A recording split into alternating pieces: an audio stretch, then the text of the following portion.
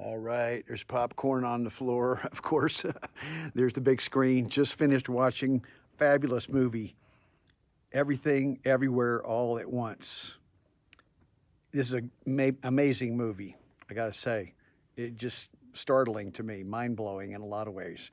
Michelle Yeoh is just fantastic. She's a great, great actor, and she's in so many movies, and Crouching Tiger, Hidden Dragon, but many, many others. She's wonderful. And James Wong, he's 93 years old. He plays the father in the movie, Gong Gong.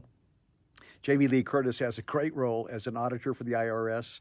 It's ostensibly, just about a woman in a laundromat who owns a laundromat, is in a marriage that's kind of going sour. Her husband wants a divorce, got a daughter who's gay, and just all kinds of issues. Her father's there to visit, and she's nervous about that, and she's being audited by the IRS, and she has all these hobbies and things that she claims on her taxes that they don't allow.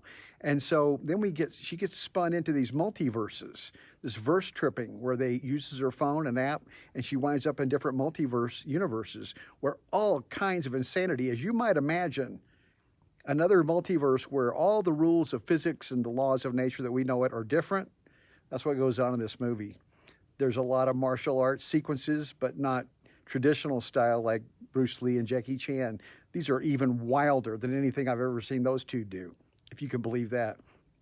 It's if you have some mild psychedelics, that probably would enhance this experience. I'm not saying you need it. You don't.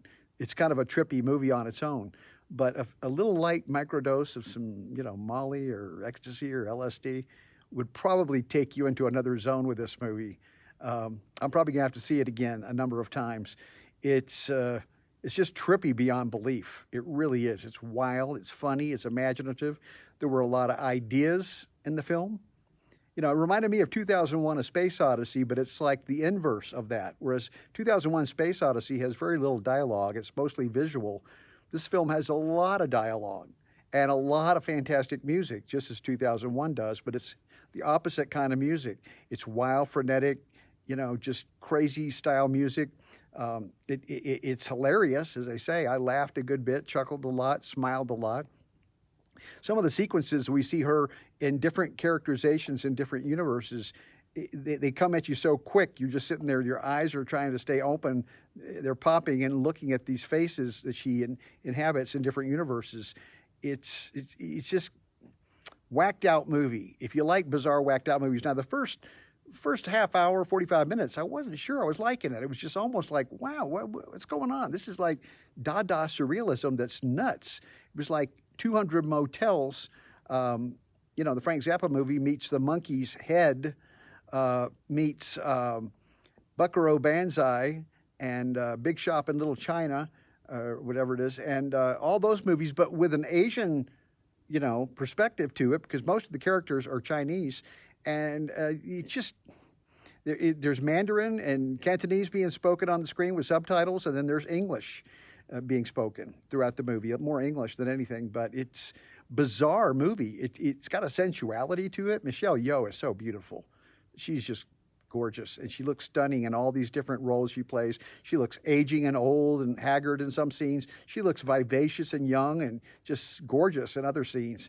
And the relationship with her daughter plays out in a very touching way. We see scenes that I've never even considered seeing in a movie before. The possibilities that maybe on other planets and other multiverses, we exist as rocks. Just consider that. A rock, what would you be doing? Just sitting around?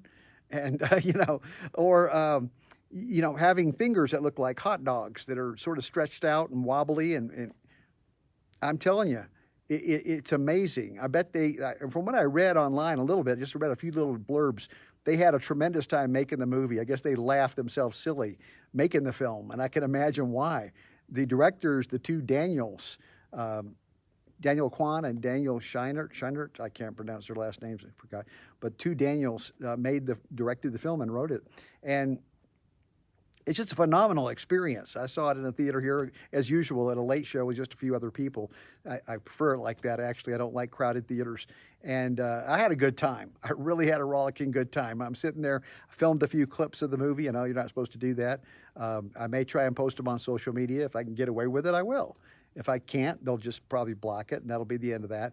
But on the other hand, they would be fun clips to post to just whet your appetite and say, hey, if you want something really, really bizarre and unusual and going to show you something you've never probably ever seen in a movie, I know I never have, out of 4,000, maybe close to 5,000 movies, I lost track how many I've seen in my life.